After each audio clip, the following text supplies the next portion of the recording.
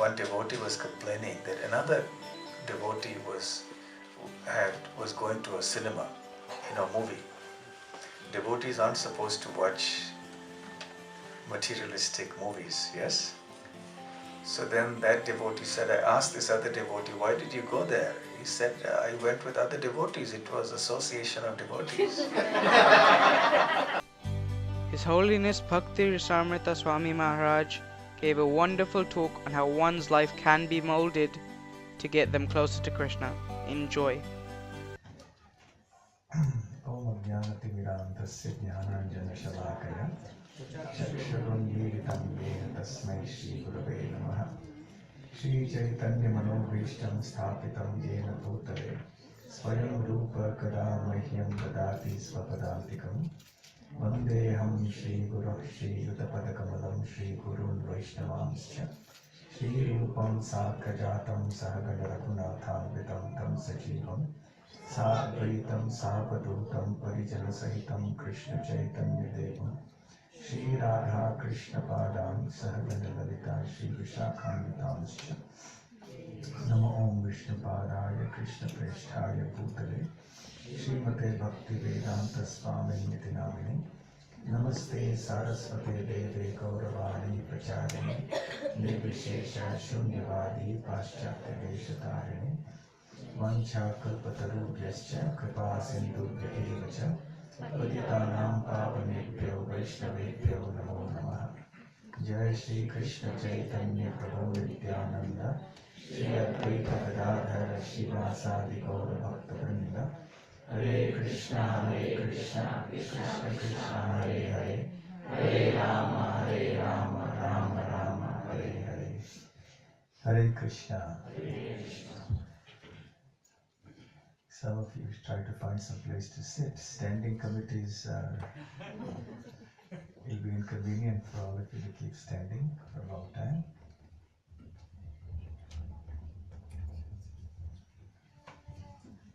There is some more place here in case one of you can come in, one or two of you, there's at least one person can come.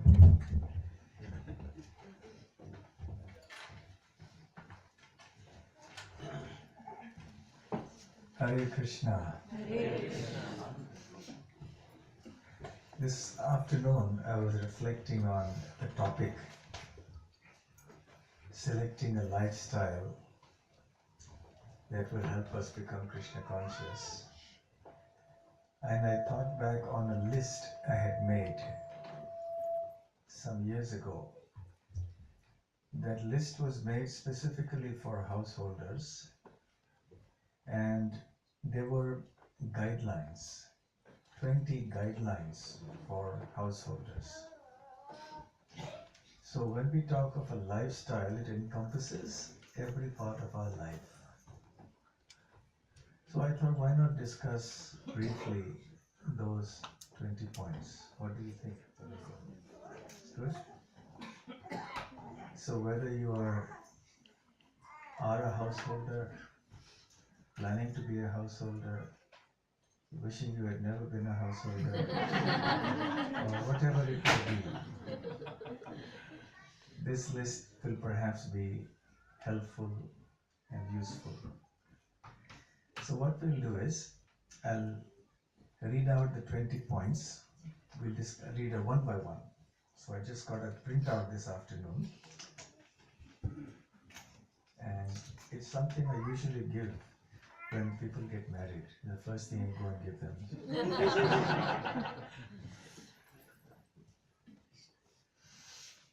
So although many of you are already long married or so, it doesn't matter. It's a useful list.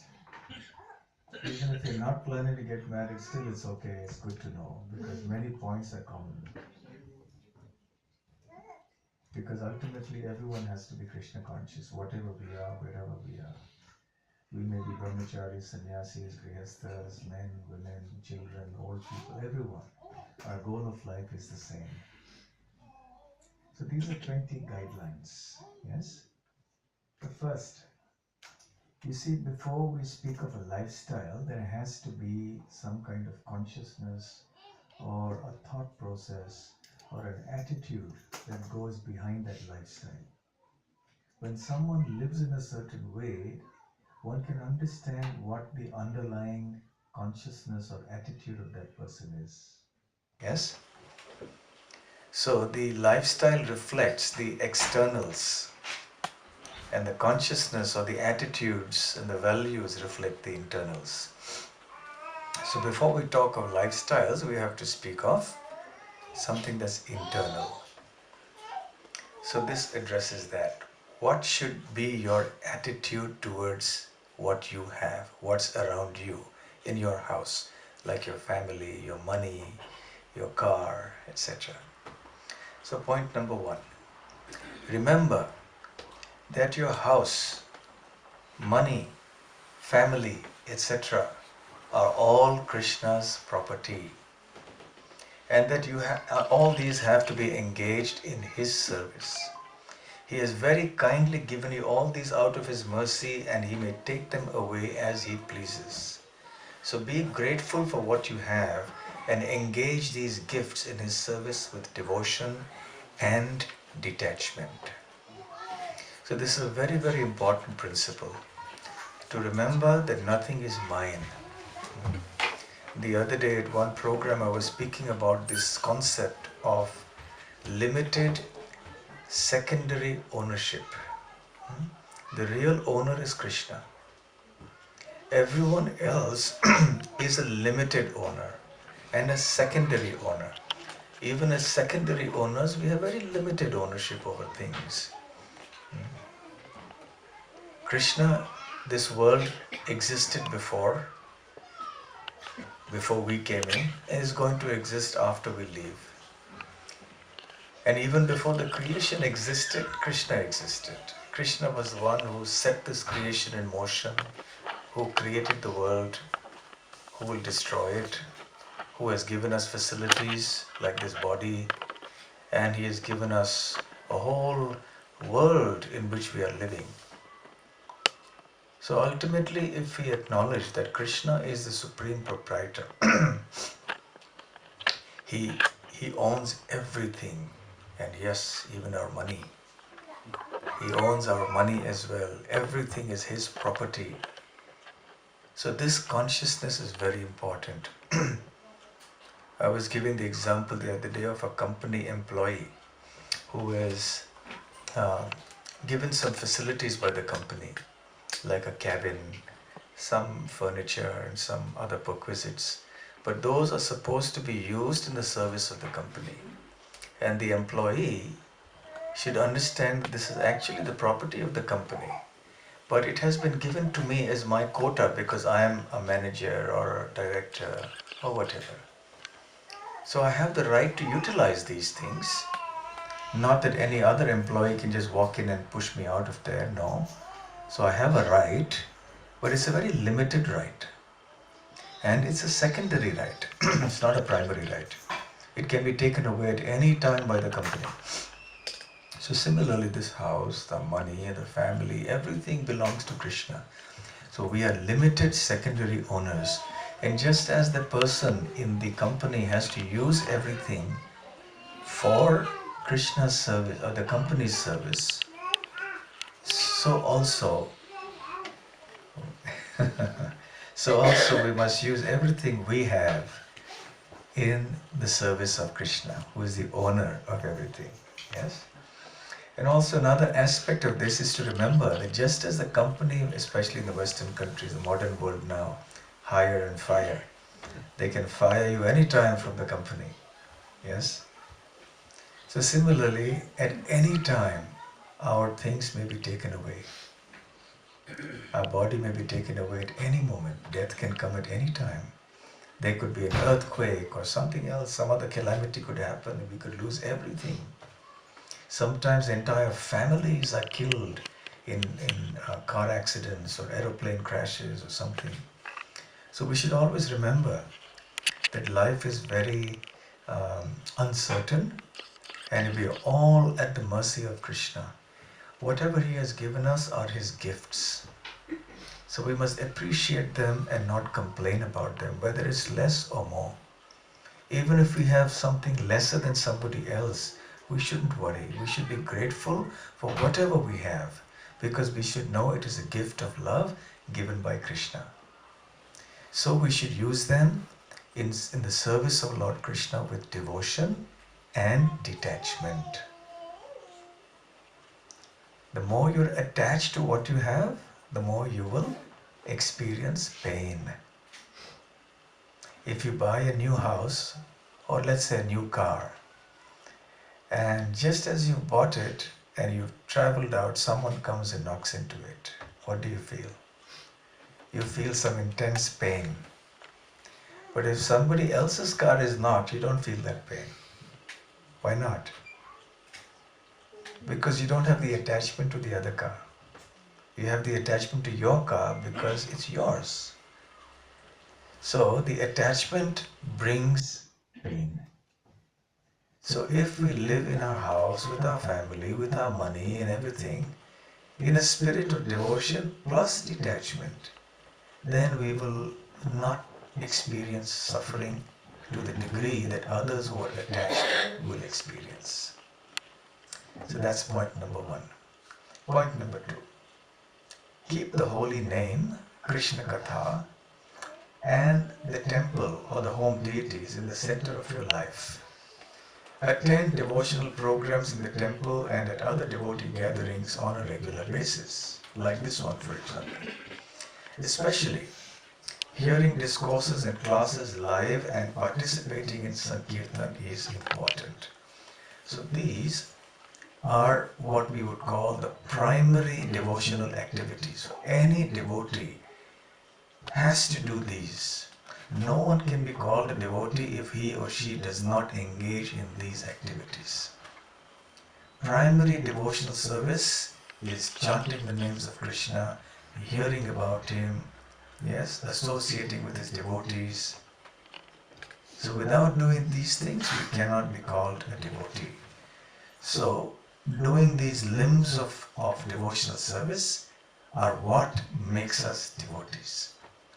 So please remember, the external trappings of a devotee or the symbols like wearing neck beads of tulsi, having a tilak, and maybe carrying a bead bag, etc. is one thing, but actually engaging in these things, that's very important. So, I remember one time, I like to narrate this, that one devotee was complaining that another devotee was going to a cinema in a movie. Devotees aren't supposed to watch materialistic movies, yes? So then that devotee said, I asked this other devotee, why did you go there? He said, I went with other devotees. It was association of devotees. Yes? So association of devotees doesn't mean only physical association. Doesn't mean that you just physically, as you say in England or in America, you hang out with devotees. No. It means you actually engage in devotional activities. Only then is that sangha or that company called Sat Sangha. Sat means truth. That which facilitates the pursuit of truth. So if we go to the association of devotees, but the activities we engage in that company are not devotional, then despite the fact that the others are supposed to be devotees, then that association is not considered satsang. It is the opposite, asatsang. So when we come to the association of devotees, we must hear, chant, remember Krishna, serve Krishna in various ways. Keeping in mind the fundamental primary devotional activities in our life. We should never slacken on these things, whatever may happen in our life. One time one of our sannyasis gave a very nice example for this. He said, imagine the most difficult thing that can happen to you in your life. Something that you dread. Perhaps you've already experienced it, or perhaps you can just imagine a situation like that, where things are as bad as they can ever be. enormous difficulty in your life, so much pain and misery. At such a time, just remember that Krishna is playing the flute. He is still in Vrindavan. He is still grazing the cows. He is still with the gopis of Vrindavan. So when you're going through the turbulent times of your life, the ups and downs of life, and especially the downs, and also the ups, mind you, always we should keep our mind fixed on the eternal reality. These temporary situations of life, they will come and they will go. Although it is very hard to sail through a difficult situation in life, but what will help us enormously is if we keep this consciousness. If we're constantly hearing and chanting about Krishna, associating with devotees, then we will be able to tide over the difficult periods of life, and we will be able to focus our consciousness on Krishna, the eternal reality, and we will not be so disturbed by the temporary ups and downs of life. So keep focus on the basics of Krishna consciousness. Many times we get so caught up with our problems and with our issues in our life that we forget the basics. So remember that basics, hear and chant about Krishna, associate with devotees, always find time to do that, whatever may happen. This is very, very important part of your lifestyle as devotees. We should never neglect that. The third point, keep your sadhana strong, especially your japa. Please remember that the best chanting you can do is early in the morning. So avoid unnecessary late nights.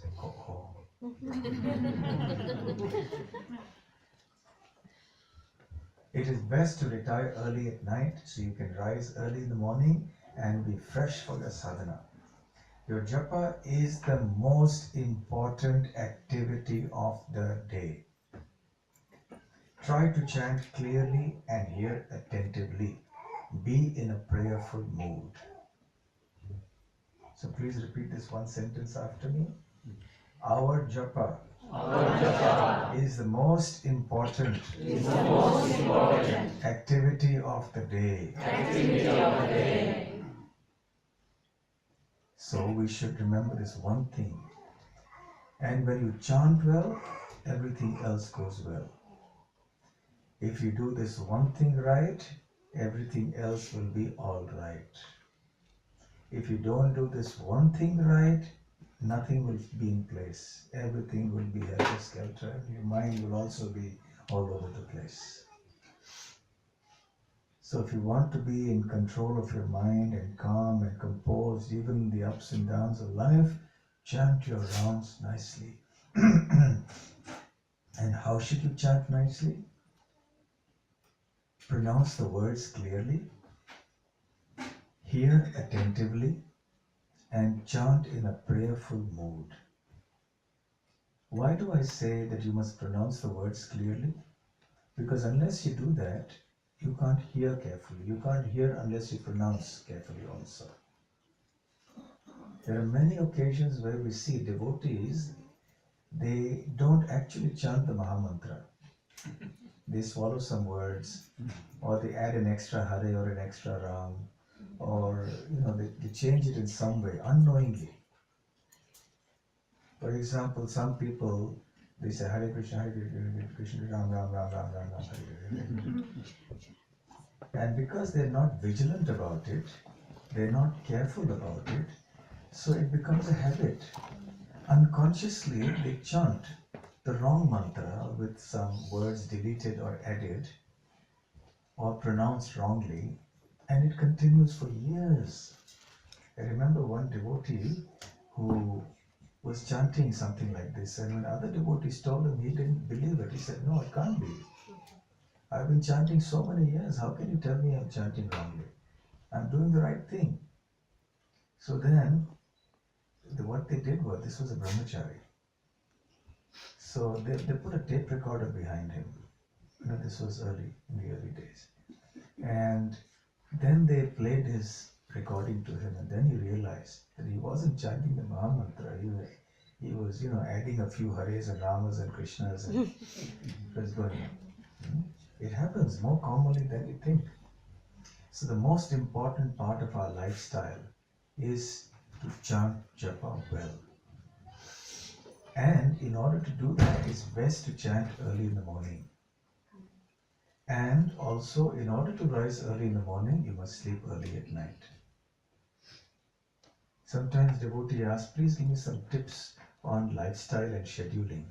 I say there's one tip I can give you, that is sleep early. So when it comes to lifestyle, this is the one practical tip that I can share. Of course, sometimes I'm not able to follow it myself because we go for programs and things like that. But as far as possible, we should try to sleep early. And early means what? 11, 10, what?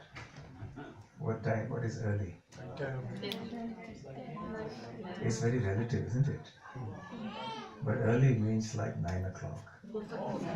9:30, okay, 9:30. All right, 9:45. But no later than that. Let's strike a deal, okay? 9:45. The reason for sleeping early is that you can wake up early and still be fresh.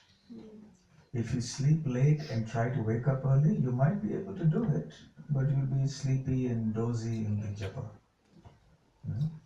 You'll fall off to sleep when you're chanting. So better to sleep early, get enough rest, wake up fresh, take a bath, sit down nicely, chant well. And if you have family members who can chant with you, it's even better. Okay? Third, that's the fourth. Read Srila Prabhupada's books regularly and seriously. This will strengthen faith, conviction, and understanding, and help in keeping proper spiritual focus in your day-to-day life. Remember, Guru, Sadhu, and Shastra will show us our proper direction in life. So reading Prabhupada's books is also a very, very important aspect of the lifestyle of devotees. We must read this transcendental literature on a regular basis. Srila Prabhupada very much emphasized this. There were occasions when he said we must read 2 hours every day. Sometimes he said at least 1 hour every day. Even if that is too much, at least something. Because yes, everyone is busy, you have a job, you have to manage so many things, you have your household responsibilities, etc. Studies maybe if you're a student. But at least something every day, make it a habit to read. You all know Vaisheshika Prabhu, one of the very dynamic and inspiring devotees in our movement. He gives a lot of emphasis on distributing books and also on reading books. And he's made a program, he calls it CHAD. CHAD is chapter a day. Read a chapter a day. Read a chapter of Bhagavad Gita or Bhagavatam or whatever. Read 1 chapter every day. So it's a practice. If you do that, you will see that you become so Krishna conscious. Make it part of your lifestyle. Make it part of your schedule, your daily routine. Soon it will become a good habit.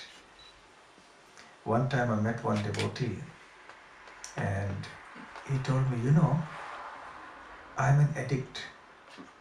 So my heart took a somersault. So I was wondering what kind of addiction is he going to talk about. He said, I can't sleep until I've read Bhagavatam. I'm a Bhagavatam addict. I said, all glories to that. Yes. So we all want to be this kind of addict. Where we cannot live until we've read, we've got our daily dose of Bhagavatam. Other forms of addictions have, you can't sleep without getting alcohol, or you can't sleep without smoking your cigarette, or your tea or coffee. Tea is so difficult. There are some people who get withdrawal symptoms with tea. Yes, it happens. I know of some devotees who are not able to tolerate the withdrawal of tea. It becomes such a habit. But let us cultivate this one good habit and make it part of our daily lifestyle and routine. We'll read something every day. Number 5.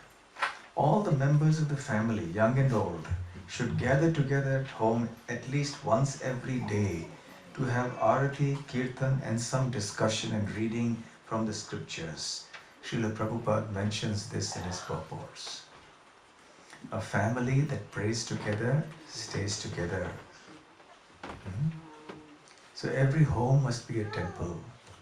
Whether you're living alone at home, whether you're just two of you living, whether you have other members of the family living, there are elders, there are children, whatever be your situation, have some worship going on every day in your house. And all the members of the family, as far as is possible, and as far as everyone is willing to cooperate, should participate in this arati, kirtan, a little reading from the scripture, offering of bhoga to the Lord, the deities, and then everyone taking prasadam together. Srila Prabhupada mentions this many times. So this is what a real lifestyle should be.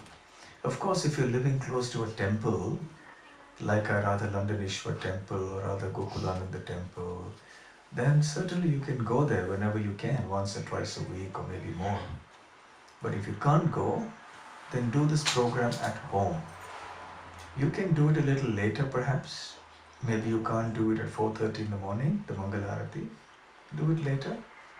In some cases, the morning time is rush hour because everyone has to go. So alright, do it. You do it privately alone in the morning and let everyone come together at night or in the evening and do it together. 6. Engage yourself in some seva regularly. It is good to take some responsibility, small or big, according to one's situation. Serve with humility, enthusiasm, sincerity and eagerness, without seeking any gross or subtle reward from the service. Do not seek or be attached to position or prestige that may be associated with any service. So this one aspect of your lifestyle is very important. It's seva. You see, seva is something we should all cherish as our precious wealth. I'll retell again one of my favorite stories. You know the famous Jagannath temple of Orissa. And they had a king, a long tradition of kings. But of course, since India became a republic, then the kingly titles were no longer there. Even after independence, it continued for some time till the mid-60s and then it was scrapped. So now the kings were no longer entitled to be called Maharajas and so on. They were just common citizens with no special privileges. So, but anyway, they're still respected, especially the king of Puri, because he's such a gentleman and such a wonderful devotee of the Lord. Very learned as well. So one time he had come to Vrindavan and I happened to be there and we hosted him nicely, gave him prasadam. He wanted some books, we gave him those books and then we were chatting. And then he was speaking about the political situation in India. And he said, you know, in the 1960s, everything we had was taken away by the government. Our title was taken away. The privy purses, we were getting special, very generous salaries every year from the government. That was taken away. Our excess land was taken away. And many treasures we had were taken away. We lost everything. But then he said, there's one thing the government could not take away from me. And I was wondering, what could that be? Maybe he's talking about some diamond or some, crown or something like that, which somehow or the other escaped the attention of the government. He said, no, they could not take away my seva to Lord Jagannath. Because traditionally, you see, it is the king of Puri who would come and sweep the street in front of the deities of Jagannath on the Rath, only then the Ratha would start, the chariot would start. The Rath Yatra would not begin. He is considered the chief servant of Lord Jagannath in Puri. So this was such a wonderful thing. We all applauded and said, how nice, how wonderful. So he said, this is my treasure, this is my real treasure that they could not take away from me, my service to Lord Jagannath. So we should also consider an opportunity to serve the Lord as our treasure. It can be a small service. Let's say you're spreading out the mats here, or you're arranging some chairs, or you're cooking some prasadam, you're distributing prasadam, or you're doing some other very small service even. Please remember, it's something very precious. What to speak of doing more elaborate services? What to speak of taking more responsibility for Krishna? The more responsibility and anxiety you're willing to take for Krishna, the more pleased Krishna is. Srila Prabhupada said, I have so many headaches. The yogis in the Himalayas don't have any headaches. But I have headaches because I'm running this whole worldwide mission. We are supposed to give Krishna consciousness to everyone, so there's so many problems every day that come up. So a devotee's life is not necessarily a peaceful life, but it is a joyful life. It is a life of meaning and purpose.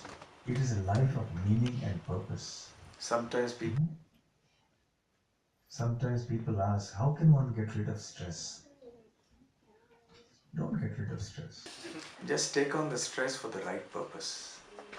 Take on the stress for Krishna's service. In any case, by the way this world is arranged, you will be under stress. Always.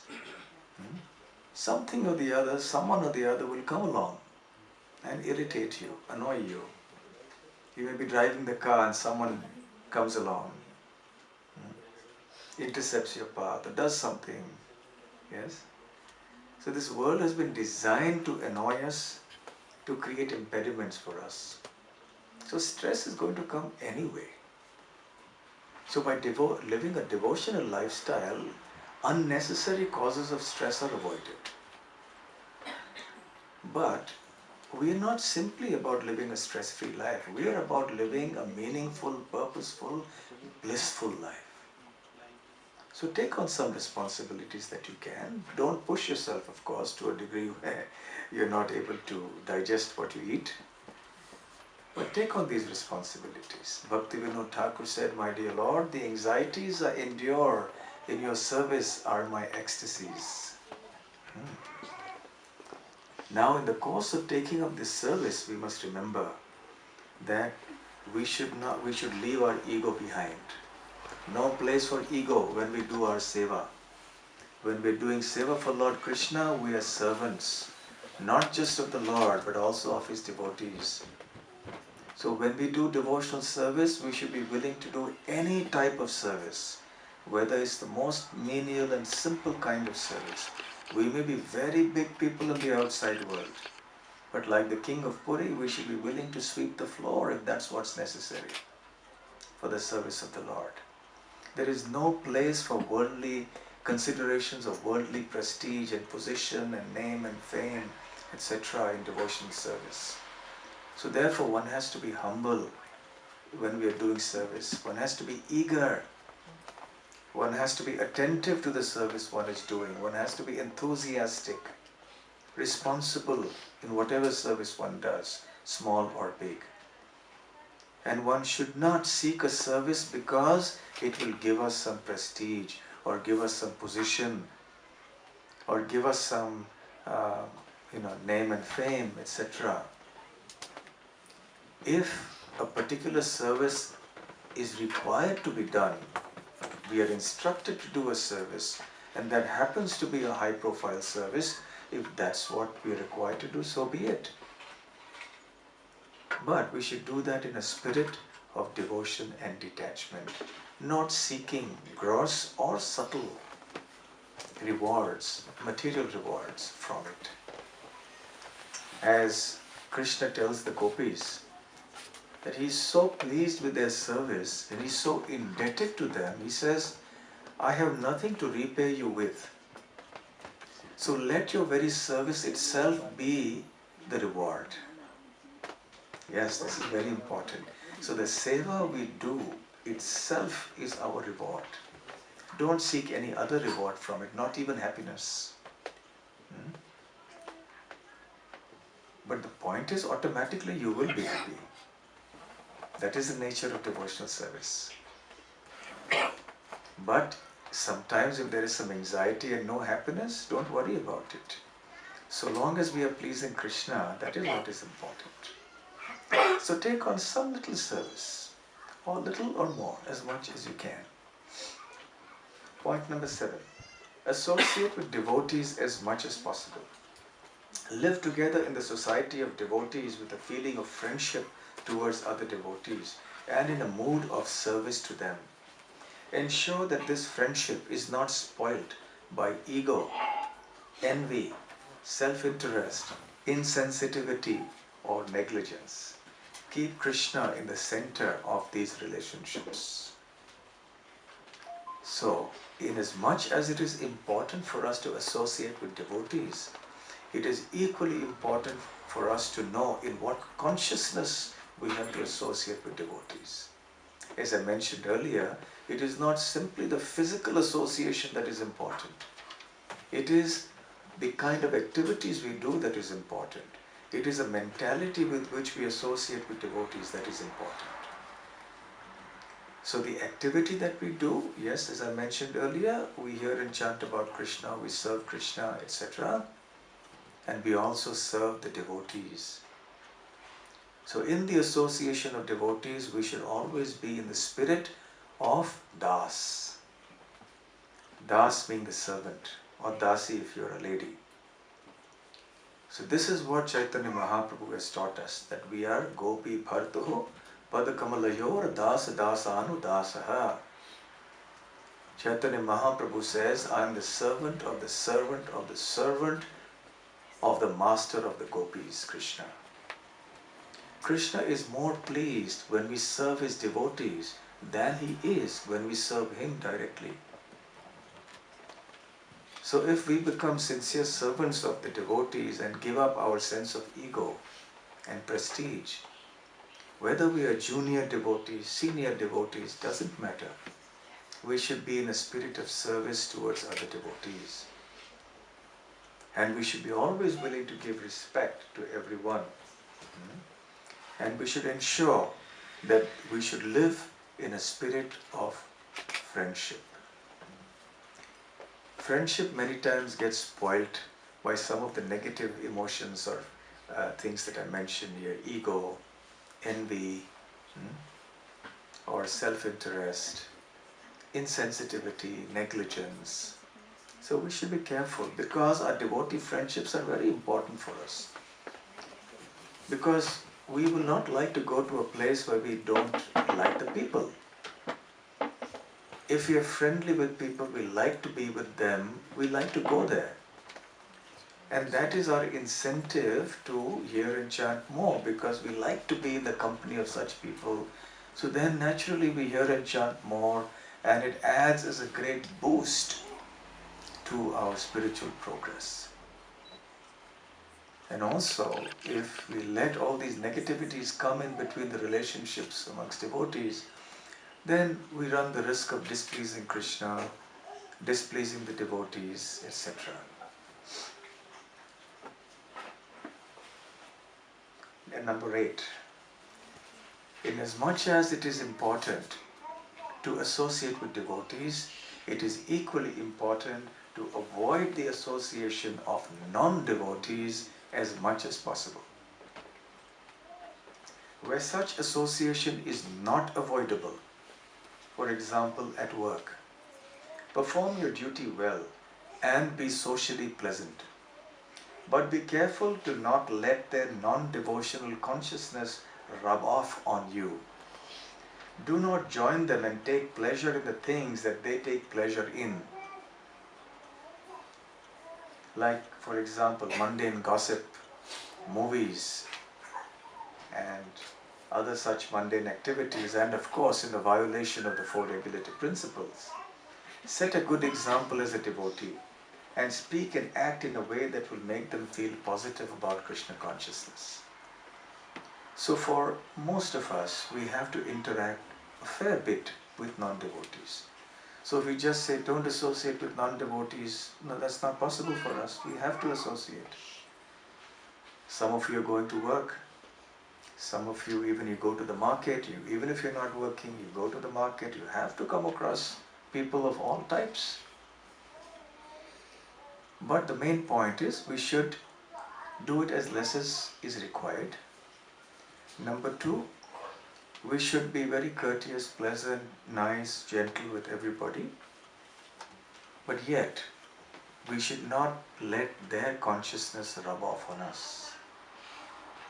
There's a little story Srila Prabhupada said at one time.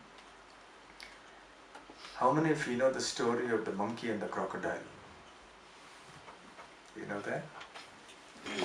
Once upon a time, there lived on the bank of a lake a crocodile and a monkey. And they knew each other.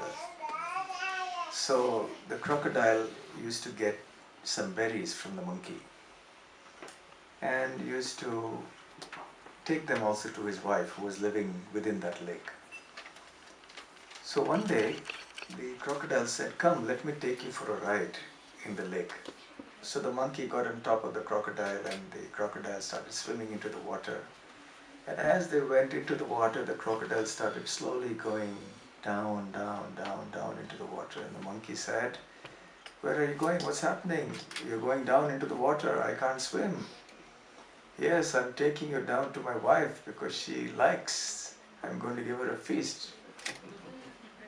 She wants to eat your heart. That's delicious, good meat for her." So the monkey started laughing. He was quick-witted. So the crocodile said, "You're laughing in the face of impending death?" He said, "No, I wish you had told me this before." So "What do you mean? I left my heart on the tree." So "If you take me back, I'll go on the tree, bring my heart, and then give it to you." So the crocodile, being a crocodile, agreed. And he went back, and the monkey jumped up onto the tree. And then he went up on the tree, and what did he do to the crocodile? He said, "This." So what is the moral of the story? The moral of the story, Prabhupada said, is associate with non-devotees where required, but don't give them your heart. Okay? So you have to associate with them at your workplace and here and there, everywhere, but don't give them your heart. What does it mean to not give them your heart? No attachment.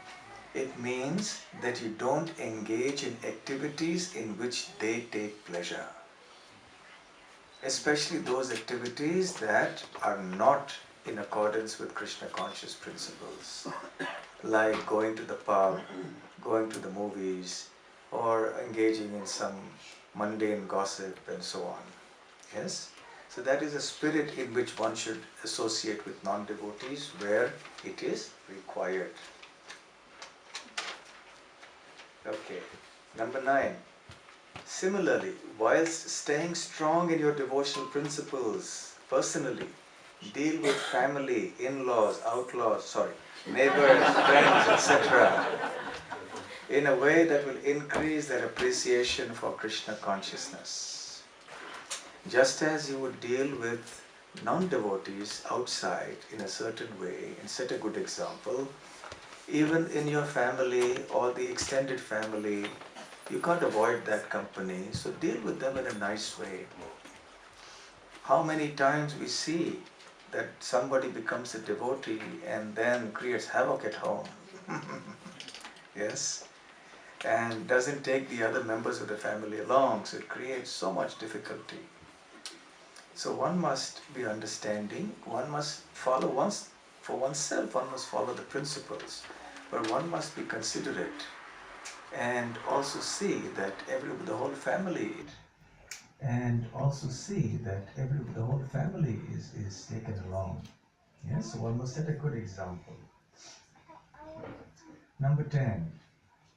Avoid distracting mundane entertainment offered through cinema, TV, internet, and other means. Be careful that you are not overwhelmed with electronic gadgetry, communication devices, and social media, anti-social media, sorry. Use them judiciously as tools, if you must. Do not become helpless tools in their hands. It's another very important aspect of our lifestyle as devotees. Yes? Don't become slaves to electronic gadgets and technology. Make them tools in your hands rather than you becoming a tool in its hands. Use it with caution, use it in moderation, and use it especially for Krishna conscious purposes, or for purposes of your profession. If you have to use it, it's okay. But realize the balance. And especially avoid giving these things to your children when you want to keep them quiet and you feel you want to do something else. It's a very tempting thing to do. The children are playing around, making a noise. You just give them some very glittering or, visuals in that thing, and they keep looking at that 1 hour, 2 hours, and you're peaceful thinking, I'm peaceful. But you're creating such a bad habit for them. You're getting them addicted to this right at this age. So be very careful of this form of electronic gadgetry and all of that, the technology, computers, and of course mundane entertainment. You remember the example of the devotees going together to watch the movie, yes? Like that. Number 11, take decisions, small or big, in life, depending on how your Krishna consciousness will be affected directly or indirectly. Consider the short-term and long-term implications of your decision. Accept whatever is favorable for Krishna consciousness and reject that which is unfavorable. This should be the ultimate criterion in decision making. Now in your life, you will have so many decisions to make. Every single day, practically every moment, we are making decisions. Should I take one chapati more or not? Should I go to bed now or after 5 minutes? Should I drink water now or after 2 minutes? Every time you're taking decisions. You have to take decisions all the time. Small, big, whatever. But remember, the ultimate deciding criterion is what is favorable for Krishna consciousness. So keep that in mind when you have big decisions. Consider the short-term consequences, long-term consequences, and weigh the things nicely. I suggest to devotees that whenever big decisions are to be made, put the pros and cons on a piece of paper, write it down, think about it, discuss with all the stakeholders, sleep over it, and then come to a decision. Don't take big decisions in a hurry, impulsively. Think with a cool head and then take a decision. And remember the implications on your Krishna conscious life. Number 12, purity or impurity of the source of your livelihood will also affect your life and consciousness. Hence, choose professions that have minimum possible material contamination and spiritual risk. Avoid professions in which there is a clear violation of the four regulative principles. For example, working for a company that produces or sells liquor.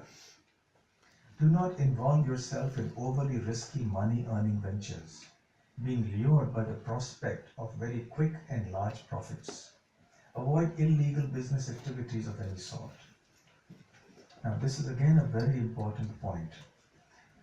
There are many things that affect the quality of our consciousness. And one of the most important things that affects that is the quality of our livelihood, the source of our livelihood. And even actually, there is a lot of discussion that happens amongst devotees on whether we should accept certain donations or not. I remember there was a big controversy that erupted amongst devotees a few years ago, several years ago, when the owner of a company that manufactured liquor came forward with an offer to give a large donation to the temple. And the temple needed the money, not here, it's another temple in India.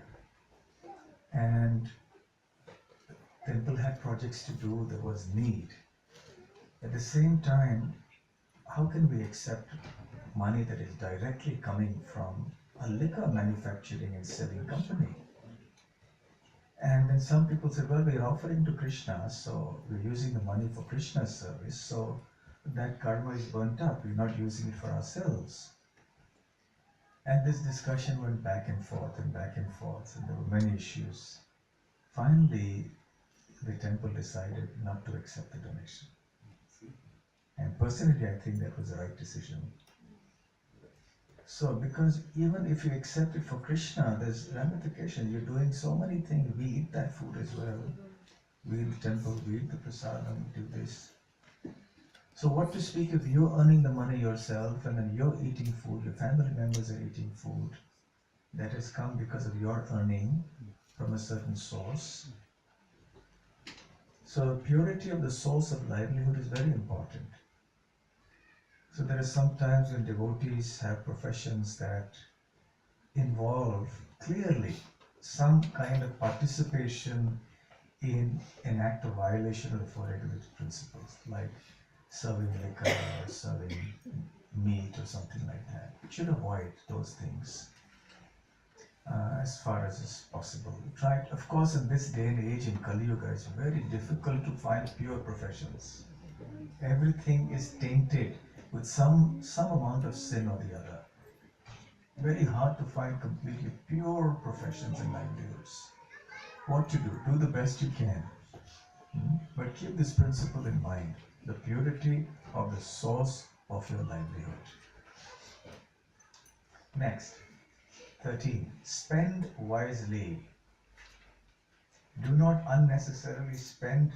By the way, before I come to that, yes, risky money ventures. I know of several devotees who, with all noble intentions, take very high risks in certain money earning ventures with the idea that they will get a lot of money and then serve Krishna full time. But they're not wise. They're not so perceptive. In immaturity, they get into some business dealings and so on, and they lose all their money. And now, instead of serving Krishna full time, they have to work another extra 5 or 10 years before they can do that. Before they can come to whatever level they were at now, then they will have to work another 5 or 10 years after that to come to that level, by which time anyway they'll become old enough to retire. So therefore, devotees must be very careful. We don't get into all these dubious financial things. Just because somebody offers us a very promising return, double in 1 month and this and that. I've seen several devotees succumbing to such temptations, so we should avoid this kind of thing. 13. Spend wisely. Do not unnecessarily spend on things that may not be really required. Live reasonably simply. Follow the principle of simple living, high thinking. Do not be tempted or attracted by or become envious of the wealth or position of others. Do not become a victim of the modern day consumerist culture with its emphasis on excessive consumption and flashy lifestyles. Prabhupada emphasized a lot on simple living, high thinking. How much is simple? That's the question. Yes? How simple is simple? Everyone has a different idea, isn't it? So, a simple answer that I can give is, whatever you have now is simple. As I say in India, bus. And whatever else comes, let it come of its own accord. Don't unnecessarily increase your requirements, your wants, and add anxiety to your life. Then you have to pay off the loans and you work harder to do that. It's very difficult. So try to lead a simple life, a reasonably simple life. Remember the principle, simple living, high thinking. Don't be attracted by all the glitter and glamour of the shops in Oxford Street. They are designed to entice your mind to buy something even if you never in your dreams wanted such a thing. You pass by or go into these shopping malls and you are assaulted, your consciousness is assaulted with a barrage of these different nice things, and you can't go without buying something. More and more and more and more, and it's so tantalizing, it's so attractive. And you think, how did I ever live without this? And your life becomes more complicated. It becomes harder to remember Krishna because now you're too entangled in all these other things that you want. So don't fall a victim to this excessive consumerist culture. Lead as much a simple life as you possibly can. Be practical at the same time. Don't try to be artificially too renounced and then create trouble for yourself. Don't go to the other extreme also. Then, number 14, save. The 13th point was spending wisely. The 14th point is save wisely for the future. Yet, take care to avoid a hoarding mentality. Balance. Save up money. Don't spend everything. Whatever you earn, just the same day. At the same time, don't just accumulate. No. Strike the golden mean, the balance between the two. The other day I was narrating this little pastime of how Chaitanya Mahaprabhu told one of his intimate associates, Shivananda Sen, you should take charge of the financial affairs of the devotee, but somehow he doesn't have this worldly wisdom. So whatever money he earns, he spends it on the same day. How is he going to be able to look after his family if he does this? So you must teach him how to manage his money. Let him start saving up a little money. In this way, Chaitanya Mahaprabhu also emphasized that when you earn money, you must learn to save as well. Spend wisely, save wisely also. And that's not enough. You spend wisely for yourself, you save wisely for yourself, but there's a third component to your wealth. And that's very important. Don't close your ears now. 15. Give something in charity. In Krishna, ouch, a pain. Give something in charity in Krishna consciousness according to your means. Charity is recommended in the Shastras as one of the dharmas of a Grihastha. So your wealth must be divided like this. For your legitimate expenditures, be wise. For your legitimate savings, be wise. And for charity, for Krishna conscious purposes. And be wise there too. Yes? So that's a very important part of our dharma. Giving in charity helps one who's earning money avoid the temptations of, shall we say, wanting to earn more and more and more. Also helps one avoid greed. Greed comes up very fast, but when you earn the money and you give a portion of that to Krishna, the tendency to be greedy comes down also. And also one becomes purified from one's karma by giving to Krishna. Because sometimes different types of karmas have to be performed to earn that money. So use it in Krishna's service nicely. Number 16. Know that your life is meant as a service to others in Krishna consciousness and not only for yourself and your family. Keep the spirit of sacrifice in your heart and keep away any feelings of selfishness. It's not just about you and your family. It's about the whole world. Yes, this is Vedic culture. This is real philosophy. This is the devotional spirit. So what it is natural that when we have our own home, we have our family, we have our money, we tend to get small-minded. We tend to think more in terms of me, my house, my money, my family. Yes, indeed, you must take care of your house and your family. You must do that. But also, you must develop a spirit of sacrifice for the rest of the world. So this also has to be ingrained into our psyche, into our mentality and our lifestyle. We have to live for others also, not just for ourselves and our family. Number 17. Preach the message of Krishna consciousness whenever you get the opportunity. Follow the advice that Chaitanya Mahaprabhu gave to the Kurma Brahmana. Jari dakho tare kaho Krishna upadesh, which means speak the message of Krishna to whoever you meet. In this way, cultivate the missionary spirit. Preaching is not the exclusive preserve of brahmacharis and sannyasis.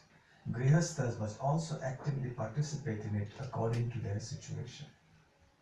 So yes, spread the good message of Krishna consciousness to anyone who is willing to listen to you. This is a very important part of our dharma. Whatever we are, sannyasis, grihasthas, whatever. As a sannyasi, I'm supposed to do more of that. Because I don't earn money, I don't have my personal assets. So I'm supposed to utilize the time that I save from job and family and all these things for spreading Krishna consciousness. But even for those of you who are in household life or earning money, a certain amount of your time should also be spent for helping the missionary cause of Krishna consciousness, of spreading Krishna consciousness everywhere. Number 18. Do not be unduly absorbed in household and material matters. Yet, do not be neglectful of your household and bona fide material duties. These must be performed with care, sensitivity, and responsibility. Again, balance. Do your household duties well, your family duties well. Take care of your family members. Do your business or job sincerely. Do everything that's responsible, that should be done by a responsible householder. But don't become too immersed in it. Don't become so absorbed in it. Don't become a grihamedhi. There's a difference between a grihastha and a grihamedhi according to the Srimad Bhagavatam. The grihastha is one who is situated at home and considers the home as an ashram, a place where one can surrender to Krishna. The grihastha's life centers around Krishna, even if he or she is involved in money-earning ventures and other things like that. A grihamedhi, on the other hand, is one whose consciousness is only in the material world. Me, my family, the world, how to increase material enjoyment, etc. So we must balance. We should try to become responsible householders, but not too attached. Number 19. Bring up your children in Krishna consciousness, never considering this task to be a burden. This is one of the most important services for a grihastha. Adjust other services according to the requirements of the service. For example, during pregnancy or when the child is very young, you may not be able to do many other services, but do not mind that. This service is also very pleasing to Krishna. When the time and opportunity are right, however, you may do these other services. Of course, the basic services of hearing and chanting must not be neglected at any time. And it is important to come to the temple for your own spiritual nourishment as well as that of the child. So this is for those of you who have children or are planning to have children. So this is the way in which you should look at this very holy task. One of the important duties of a grihastha is to bring forth into this world noble children, noble-minded children who can become Krishna conscious and be a great asset for the world. Yes? So don't consider this a burden. Do those responsibilities well and make sure that you give them the right values, the right culture, the right devotional training. Finally, point number 20. Practice, preserve, and teach the principles of traditional and devotional family life. Faithfulness and lifelong commitment in marriage, a culture of respect for all, including elders, sharing, caring, serving, cooking at home, and so on. In this regard, understand well the pitfalls of accepting modern-day social norms and practices like unrestricted mingling of men and women, eating out in karmi restaurants, living together before marriage, and so on. Of course, we are living now in an age that has many, many challenges. Those who want to live traditional lifestyles are unable to do so for reasons that are very compelling. Yes. So we must be understanding and sensitive and kind in situations where people or devotees are not able to follow standards of this sort. But at least the modern day kind of practices, living together outside of marriage and trying to eat out, which is food which is not prasadam, all of these things, unrestricted mingling, that's not very healthy for devotees. It's not good for our culture, not good for the consciousness. So where possible, we should try to understand the traditional principles of life, especially where connected to devotional service. So our whole life should be geared around these 20 principles, these 20 guidelines. Hare Krishna. Hare Krishna. Did it make sense? Yes.